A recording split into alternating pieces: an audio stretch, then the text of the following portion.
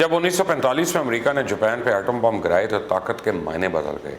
امریکہ کے 2 بم گرے اور جاپان کے 2 شہر جل کر خاکستر ہو گئے۔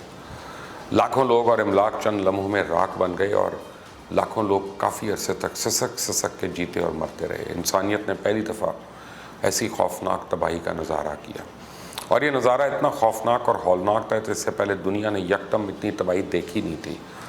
اگر آپ کو دوسری جنگ عظیم میں روایتی ہتھیاروں سے بھی بڑھ کر تباہی یاد ہے، لیکن جس تیزی سے اس بم نے تباہی مچائی وہ بہت زیادہ تھی۔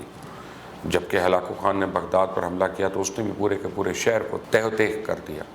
بغداد خوبصورت مساجد، تعلیم اور تربیت گاہیں، بڑی بڑی لائبریریز، پرشکو محلات، باغات، بازار اور ان سب پہ مشتمل تھا۔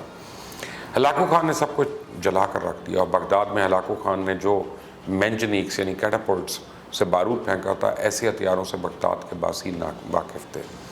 بالکل ویسے ہی جیسے جاپانیز پر امریکہ نے ایٹم بم گرایا تھا۔ کہا جاتا ہے بغداد میں جو قتل عام کیا گیا، اسے بغداد کی گلیاں خون سے بھر گئیں۔ کوئی کہتا ہے 2 لاکھ مارے گئے، کوئی مورخ لکھتا ہے 10 لاکھ لوگوں کو گاجر مولی کی طرح کاٹ ڈالا، کتب خانے محلوں کو آگ لگا دی گئی۔ حد تو یہ تھی کہ چند دن بعد لاشوں سے ایسی بدبو پیدا ہوئی کہ شہر کو برباد کرنے والے ہلاکو خان کے لیے خود وہاں رہنا قابل برداشت نہیں رہا، اور اس نے شہر سے دور جا کر اپنا خیمہ لگوا دیا تاکہ اس کو انسانی لاشوں کی بو سے بچا سکے۔ لیکن امریکن صدر ٹرومن نے جب ہیروشیما اور ناگاساکی پہ بمباری کی اور لاکھوں انسان جل کر راکھ ہو رہے تھے تو وہ اپنے وائٹ ہاؤس کے دفتر میں آرام سے بیٹھا ہوا تھا اور بعد میں تباہی کی ویڈیوز دیکھ رہا تھا۔ لیکن امریکہ کا جنگی جنون ختم نہیں ہوا۔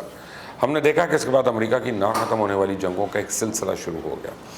امریکہ کے جاپان پہ ایٹمی حملے کے بعد دنیا بھر میں ایٹمی ہتھیاروں کی دوڑ شروع ہو گئی، اور پھر بیلنس آف پاور کے ساتھ ساتھ بیلنس آف ٹیرر اور نیوکلیئر ڈیٹرنس جیسی نئی ٹرمز بین الاقوامی تعلقات کے سامنے آئیں۔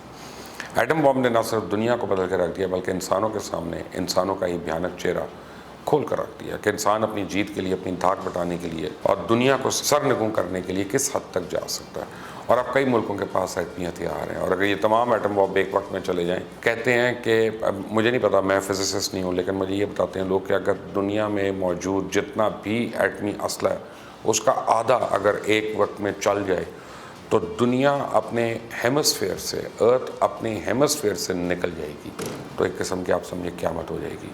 بہرحال اب تو ایٹم بم کے بعد پتہ نہیں ہائیڈروجن اور کتنے خطرناک ہتھیار بن چکے ہیں، بائیو ویپنز ہیں، کیمیکل ویپنز ہیں، وہ اور بھی زیادہ خطرے والے ہیں۔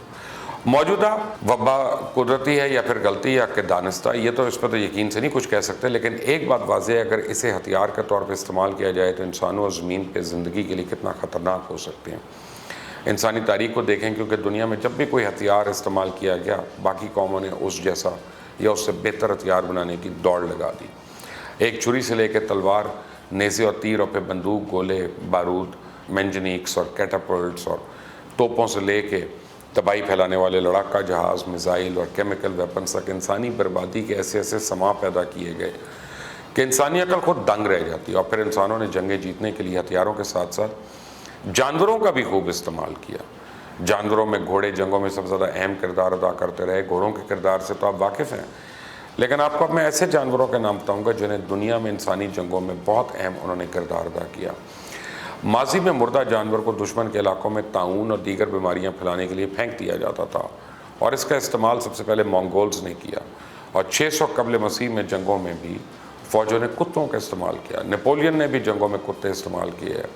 امریکی خانہ جنگی میں کتے ٹرپس کی حفاظت کے لیے استعمال کیے جاتے رہے۔ پہلی جنگ عظیم میں 50,000 کے قریب کتے استعمال ہوئے۔ اپنی بہترین نظر، سننے اور سونگھنے کی حس کی وجہ سے کتے بہترین پہرہ دار بن گئے، اور روس وہ واحد ملک تھا جس نے دوسری جنگ عظیم میں جرمن فوج کے خلاف اینٹی ٹینک ڈاگز استعمال کیے۔ روسی فوج نے کتے تیار کیے تھے جنہیں بارود باندھ کے جرمن ٹینکس کے نیچے گھسنے کے لیے بھیجا جاتا تھا تاکہ دھماکہ اور ٹینک پھٹ جائے، اور یہ کتے زیادہ تر جرمن شیپرڈ نسل کے ہی تھے۔ اگر یہ تجربہ زیادہ کامیاب نہیں رہا، کیونکہ کتے اکثر ٹینکوں کے نیچے جانے سے پہلے بھاگ جاتے تھے، اور اکثر ان کتوں کو جب وہ ٹینک کے قریب ہوتے تھے رشین فوجی مار دیتے تھے تاکہ وہ ٹینک کے نیچے جائیں اور وہ بم نہ پھٹ جائے۔ تو دعویٰ کیا جاتا ہے کہ ان کتوں کے ذریعے 30 کے قریب ٹینکس تباہ کیے گئے اور سینکڑوں کتے کام آئے۔ آج بھی جنگوں میں کتوں کا استعمال کیا جاتا ہے، لیکن ان کا کام بارود یا بم کی بو سونگھنا ہوتا ہے۔ امریکہ نے افغانستان اور عراق میں جنگ میں ان کا بڑا استعمال کیا۔ قدیم زمانے میں ہاتھی کو جنگوں میں استعمال کیا جاتا رہا۔ کہا جاتا ہے قبل مسیح میں اٹلی کے خلاف ہینیبال نے لڑائی میں افریقی ہاتھیوں کا استعمال کیا جن پہ سوار ہو کے اسی کی فوج نے ایلپس کو کراس کیا. اور پورس کے ہاتھیوں کا ذکر تو آپ نے اکثر سنا ہوگا. پورس کے ہاتھیوں کے متعلق تاریخ دان لکھتے ہیں کہ راجہ پورس نے ہاتھیوں پر مشتمل ایک دستہ تیار کیا جس میں درجنوں ہاتھی تھے دشمن کی صفوں میں گھس کر اسے تہس نہس کرنے کی صلاحیت رکھتے تھے. لیکن الیگزینڈر کے خلاف جب وہ صف آرا ہوئے تو الیگزینڈر کے سپاہیوں نے آگ کا استعمال کیا اور کہا جاتا ہے کہ آگ دیکھ کر راجہ پورس کے ہاتھی الٹے قدموں پلٹے اور اپنی فوج کو رونتے ہوئے نکل گئے. اس کی وجہ سے اسکندر اعظم کو عظیم الشان فتح ہوئی. ہینیبال نے بھی 190 قبل مسیح میں کنگ یومینس کے خلاف ایک ایسی حیران کن فتح حاصل کی کہ سن کر آپ کو بھی حیرانی ہوگی کہ اگر ہینیبال کی فوج حالانکہ بہت چھوٹی تھی اور بادشاہ کا مقابلہ نہیں کر سکتی تھی, اس نے ایک انوکھی اسٹریٹجی اپنائی. اس نے کیا کیا کہ اپنی فوج سے سانپ اکٹھے کروائے, انہیں مٹی کے بنے برتنوں میں ڈال کر بحری جنگ کے دوران اپنے دشمن پر سینکڑوں کی تعداد میں سانپوں سے بڑے برتن پھینکے. فوج میں بڑے پیمانے پہ کھلبلی مچ گئی, کئی پانی میں کود گئے اور اسی طرح سنیک بامز استعمال کر کے ہینیبال نے فتح حاصل کی.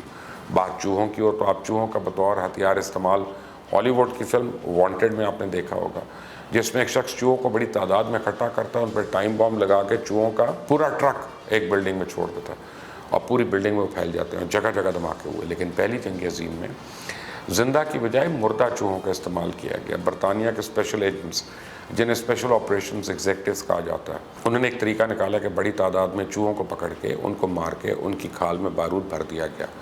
مقصد تھا ان چوہوں کو دشمن کے بوائلرز کے سامنے پڑے کوئلے پہ پھینک دیا جائے اور جیسے ہی بوائلرز کے لیے کوئلہ نکالا جاتا تھا دھماکہ ہوتا تھا. لیکن یہ آپریشن کو ویسی کامیابی نہ ملی اور جرمن فوجیوں نے چوہوں کی بڑی کھیپ کو انٹرسیپٹ کر لیا. انہیں پتہ چل گیا اسے بارود ہے, لیکن آپریشن اس طرح کامیاب ہوا کہ ایک خوف پھیل گیا اور بڑے پیمانے پہ ایکسکلوسیو ریٹس کا شکار شروع ہو گیا جو سمجھتے تھے دشمن نے بڑے پیمانے پہ پھیلائے ہوئے ہیں. چوہے پہلی جنگ عظیم میں خندقوں یا ٹرنچز میں چھپے فوجیوں کے لیے مددگار سمجھے جاتے تھے. چوہے متوقع حملے کو بھانپ لیتے تھے اور بھاگنے شروع کر دیتے, اس طرح دشمن کے عزائم کا پتہ چل جاتا تھا. لیکن چونکہ چوہے بہت زیادہ بچے پیدا کرتے ہیں اس لیے فوجوں کو تنگ بہت کر دیتے اور گولہ بارود اور سامان کو بھی نقصان پہنچاتے تھے. اسے چوہوں کو مارنا فوجیوں کا مشغلہ بن گیا. اب اگر بندر بندوق پکڑ سکتے تو انسانوں نے ضرور جنگوں میں استعمال کرتے, لیکن امریکہ اور سوویت یونین نے جاری سر جنگ چونکہ اسپیس ریس شروع ہو چکی ہے تو امریکہ کی طرف سے بندر یا چمپینزیز کو خلا میں ایسٹروناٹ بنا کے بھیجا گیا, جبکہ رشیا نے بندروں کی جگہ کتوں کو خلا میں بھیجنے کا استعمال کیا. سر جنگ کے دوران امریکہ اور سوویت یونین یا روس کی طرف سے ڈولفن کا استعمال کیا گیا. ان ڈولفنز کو مائنز یا سمندر میں چھپی بارودی سرنگوں کی نشاندہی کے لیے غوطہ خوروں کی شناخت کے لیے استعمال کیا گیا. روس نے ڈولفنز اور دوسرے سمندری جانوروں کو دشمن کے بحری جہازوں پر حملے کے لیے استعمال کیا تھا. اور پھر بی بی سی کی ایک رپورٹ کے مطابق سوویت یونین نے ٹوٹنے سے پہلے ایسے بہت سے ڈولفنز ایران کو فروخت بھی کی تھی.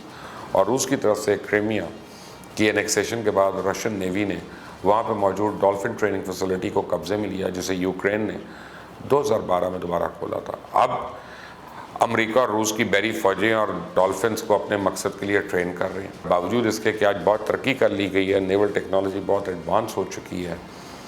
یہ ہماری آج کی ویڈیو میں سب سے اہم بات بتانے کی کوشش کی کہ انسان نے انسانوں کی تباہی کے لیے نہ صرف خطرناک سے خطرناک ترین ہتھیار استعمال کیے بلکہ اس نے ان مقاصد کے لیے جانوروں کو بھی استعمال کرنے سے گریز نہیں کیا. اور آج بھی جانوروں کا استعمال کئی ایسے مقاصد کے لیے پورا کیا جا رہا ہے. جس طرح انسان نے ترقی کی اسی طرح جنگی ہتھیاروں میں بھی جدت آ گئی, بلکہ دیکھا جائے تو جنگوں کے ہی زمانے میں نئی نئی دریافتیں ہوئیں. آج دنیا میں ترقی یافتہ ممالک کے پاس تیز ترین لڑاکا طیارے, تباہ کن missile system, anti missile system موجود ہیں. اور ہر ترقی کرنے والا ملک خود کو جدید ہتھیاروں سے لیس کر رہا ہے. اب تو اسپیس فورس بھی تیار ہو رہی ہے. مستقبل میں جنگیں ہوں گی کیسی, یہ کیسی اور کہاں سے لڑی جائیں گی, یہ ایک الگ کہانی ہے. آئندہ کسی ویڈیو میں اس موضوع پہ بات کریں گے. کیا یہ جنگیں انسانوں کے ساتھ ہوں گی یا پھر روبوٹس اور مشینیں لڑیں گی؟